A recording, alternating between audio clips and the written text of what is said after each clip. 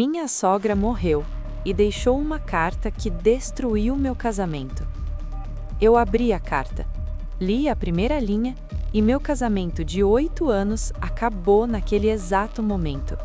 Eu vou contar essa história, mas antes não se esquece de curtir, comentar e se inscrever no canal.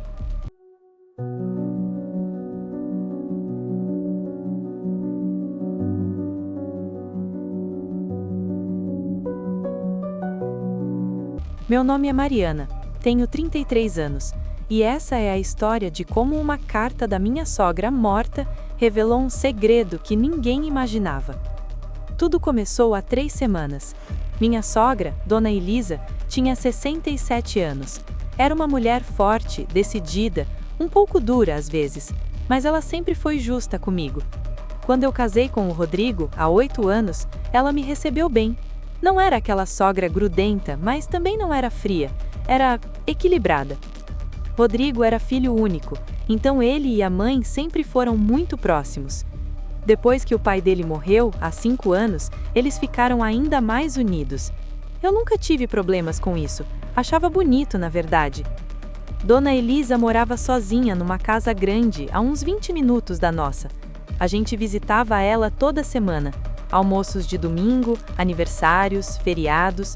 Era uma rotina boa, familiar. Até que, há um mês, ela começou a passar mal.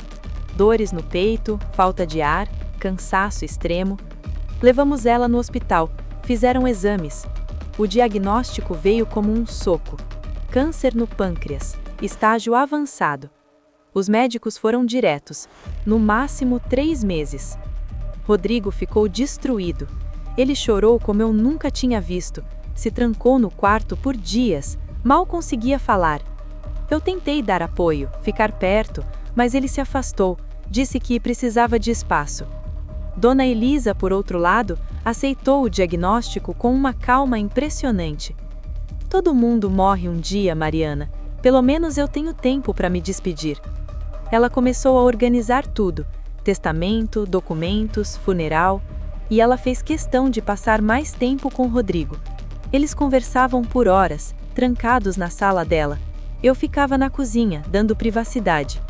Achei que era normal, mãe e filho se despedindo. Mas tinha algo estranho. Toda vez que eu entrava na sala, eles paravam de falar, de repente, como se eu tivesse interrompido algo importante. E Rodrigo ficava tenso, nervoso. "Tá tudo bem?" eu perguntava. Só conversando com minha mãe. Mas o olhar dele dizia outra coisa, e o olhar dela era de preocupação, como se ela estivesse carregando um peso enorme. Dona Elisa piorou rápido. Em 2 semanas, ela já não conseguia mais sair da cama. Contratamos uma enfermeira. Ela ficou em casa, recebendo cuidados paliativos. Rodrigo praticamente morou lá nas últimas semanas. Eu ia todos os dias depois do trabalho, ficava algumas horas, mas ele dormia lá. "Eu preciso aproveitar cada segundo com ela", ele dizia. E eu entendia, claro que eu entendia. Numa dessas tardes, fui visitar Dona Elisa sozinha. Rodrigo tinha ido resolver algo no banco. Ela estava acordada, olhando pela janela. "Dona Elisa, a senhora precisa de alguma coisa?" Ela me olhou e tinha algo diferente naquele olhar. "Mariana, senta aqui." Sentei na beirada da cama. Ela segurou minha mão. A dela estava fria, trêmula. "Você é uma boa mulher, Mariana. Sempre foi." "Obrigada, Dona Elisa. Eu queria ter te contado antes, mas não tive coragem." Meu coração acelerou. "Contado o quê?" Ela abriu a boca para falar, mas naquele momento ouvimos a porta da frente. Rodrigo tinha voltado. Dona Elisa apertou minha mão com uma força surpreendente. "Depois que eu morrer, procura no armário da cozinha, no alto. Tem uma caixa de sapatos. Tem algo lá para você." "Dona Elisa, o quê?" "Promete que vai procurar?" "Eu prometo." Rodrigo entrou no quarto. "Oi, mãe. Oi, amor." Dona Elisa soltou minha mão e fechou os olhos, como se estivesse exausta. Aquela foi a última conversa que tive com ela. 2 dias depois, numa terça de manhã, a enfermeira ligou. Ela se foi, durante a noite. Foi tranquilo. O funeral foi 2 dias depois. Simples como ela tinha pedido. Poucos amigos, alguns parentes distantes. Rodrigo estava um fantasma. Não chorou, não falou, só ficou ali, olhando o caixão. E eu não conseguia parar de pensar naquela conversa. Procura no armário da cozinha. O que Dona Elisa queria que eu encontrasse? Depois do enterro, voltamos para a casa dela para começar a organizar as coisas. Rodrigo foi direto para o quarto dela. Disse que queria ficar sozinho um pouco. Eu fui para a cozinha e fui direto no armário. No alto, exatamente onde ela disse, tinha uma caixa de sapatos velha. Peguei com as mãos tremendo. Dentro, várias cartas antigas, fotos amareladas e um envelope novo, branco, lacrado, com o meu nome escrito à mão. Para Mariana, abrir somente após minha morte. Sentei na cadeira da cozinha. Abri o envelope. Dentro, 3 folhas escritas à mão, a letra trêmula, mas legível.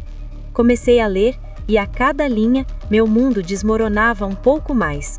A primeira página falava sobre Rodrigo, sobre algo que tinha acontecido há 10 anos, algo que Dona Elisa tinha escondido, algo que ela tinha pago para encobrir. Eu não acreditava. A segunda página era pior, muito pior. Falava sobre agora, sobre o que o Rodrigo estava fazendo, sobre mentiras, sobre crimes e sobre como eu estava sendo usada. Minha mão tremeu tanto que quase deixei a carta cair.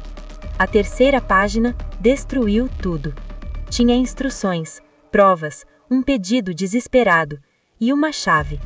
Quando terminei de ler, fiquei sentada em silêncio por não sei quanto tempo, lágrimas escorrendo pelo rosto, porque tudo que eu achava que sabia sobre meu marido era mentira.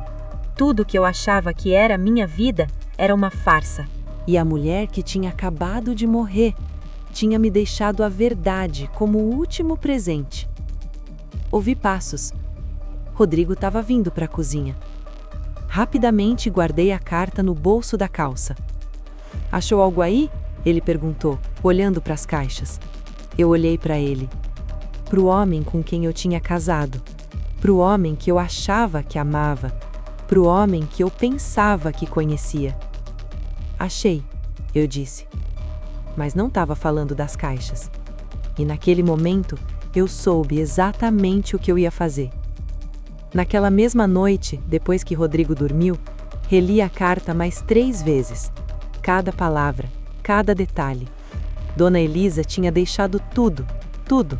Nomes, datas, valores, contas bancárias. E a chave que estava junto com a carta era de um cofre, no Banco Central, Agência Centro. Dentro desse cofre, segundo a carta, estavam todas as provas, documentos que ela tinha reunido nos últimos meses, investigações que ela tinha contratado às escondidas, provas de que meu marido estava cometendo crimes e usando o meu nome para fazer isso. No dia seguinte, saí cedo. Disse para o Rodrigo que ia trabalhar, mas fui direto para o banco. Apresentei a chave, mostrei minha identidade. O gerente me levou até a sala de cofres. Abri e lá dentro estava tudo. Pastas, documentos, pendrives, gravações. Peguei tudo e saí. Fui direto num advogado. Mostrei todo o material. Ele ficou pálido. Senhora Mariana, isso é muito sério. Seu marido pode pegar anos de prisão. Eu sei. E a senhora pode ser investigada também se não agir rápido. O que eu faço? Primeiro, divórcio imediato. Segundo, denúncia à polícia com essas provas, mostrando que a senhora foi vítima. Naquela tarde, dei entrada no divórcio e fui até a delegacia. Entreguei tudo. Quando cheguei em casa, Rodrigo estava na sala. Onde você estava? Tentei te ligar o dia todo. Sentei na frente dele. Rodrigo, eu sei de tudo. Ele franziu a testa. Sabe do quê? Coloquei uma cópia da carta na mesa. Ele olhou e ficou branco. De onde? De onde você tirou isso? Sua mãe deixou para mim. Ela sabia, Rodrigo. Ela sabia de tudo. Ele começou a tremer. Mariana, eu posso explicar. Não precisa. Já expliquei para a polícia, com todas as provas que ela deixou. Ele se levantou num pulo. Você fez o quê? Denunciei você, pelos crimes que você cometeu, pelo dinheiro que você roubou, pelas contas que você abriu no meu nome. Você tá louca? Você vai me colocar na cadeia? Não, você se colocou na cadeia. Eu só me certifiquei de que você não ia me arrastar junto. Rodrigo entrou em pânico total. Tentou me convencer a retirar a denúncia. Chorou, implorou, gritou, mas eu já tinha tomado minha decisão. Saí de casa naquela noite. Fui para a casa da minha irmã e nunca mais voltei. Uma semana depois, Rodrigo foi preso. No trabalho, em pleno expediente. A empresa descobriu o esquema, os desvios, as fraudes, e com as provas que Dona Elisa tinha reunido, não teve como negar. Ele confessou tudo. Tentou um acordo, mas era tarde demais. Rodrigo foi condenado a 6 anos de prisão. Perdeu tudo: o emprego, a reputação, a liberdade. E eu? Eu fui investigada, interrogada, questionada, mas as provas mostravam claramente eu era vítima. Ele tinha usado meu nome, meus documentos, minha identidade sem eu saber. Fui inocentada de tudo, mas o trauma ficou. Passei meses reconstruindo minha vida, meu nome, minha confiança. Perdi amigos que não acreditaram em mim. Perdi oportunidades por causa do escândalo, mas sobrevivi. E hoje, 2 anos depois, eu tô bem. Tenho um apartamento pequeno, um emprego honesto, uma vida simples. Mas é minha vida, construída sobre verdades, não mentiras. E tudo isso eu devo a Dona Elisa. Aquela mulher sabia que ia morrer. E mesmo assim, usou seus últimos meses para me proteger. Ela investigou o próprio filho, reuniu provas contra ele e me deu a chance de me salvar.